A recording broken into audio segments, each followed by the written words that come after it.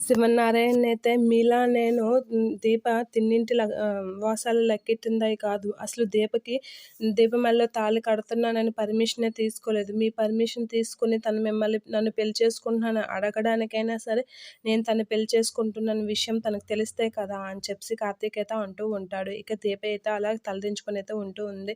ఇక కాంచన అయితే అదంతా వింటూ ఉంది. ఇక శివనారాయణకైతే మీలాగా తను అందరి బంధాలని వదులుకునే రకం కాదు. నేను అస్సలు కాదు.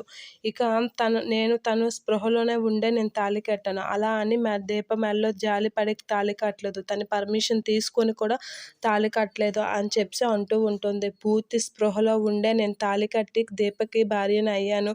నేను నా భార్యని ఎక్కడికి విడిచిపెట్టి రాను. నా భార్య నాతోనే ఉంటుంది. దీప నా భార్య. నేను నా తాళి కట్టిన భార్య. తన పర్మిషన్ తీసుకోకపోయినా నన్నుగా అభిమానిస్తుందనే ఉద్దేశంతోనే తాళి కట్టాను. అంతకు మించి ఇంకే ఉద్దేశంతోనే మేము పెళ్లి చేసుకోలేదు. ఆ విషయం మీరు గుర్తుపెట్టుకుంటే మంచిదని చెప్పి శివనారాయణకైతే గట్టిగా కార్తీక్ అయితే అంటూ ఉంటాడు. మీలా అవసరానికి బంధాలు వదులుకునే రకాలు మేం కాదు. మళ్ళీ కావాల్సినప్పుడు కలుపుకునే రకం అస్సలు కాదు.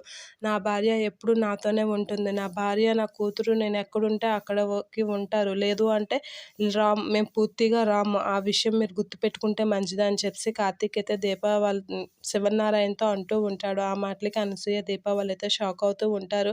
నేను నా తాళి కట్టిన భార్యని ఎప్పుడూ విడిచిపెట్టను. ఆ విషయం మీరు గుర్తుపెట్టుకోండి అని చెప్పి చాలా సీరియస్గా వార్నింగ్ ఇస్తూ ఉంటాడు. ఇక కాంచన ఏం మాట్లాడాలో తెలియక సతమతం అవుతూ ఉంటుంది. ఇక శివనారాయణ అయితే కార్తీక్ అన్న మాటలకి షాక్ అవుతూ ఉంటాడు. షాక్ అయ్యి దీపరాందే మేము రాము అని చెప్పి గట్టిగా అనేస్తూ ఉంటాడు. ఇక శివనారాయణ ఏం చేయలేక అలా చూస్తూ ఉండిపోతూ ఉంటాడు. కార్తీక్ వాళ్ళ కసి చాలా కోపంతో అయితే రగిలిపోతూ ఉంటాడు. అయినా ఏం చేయలేక అలా చూస్తూ ఉంటాడు శివనారాయణ.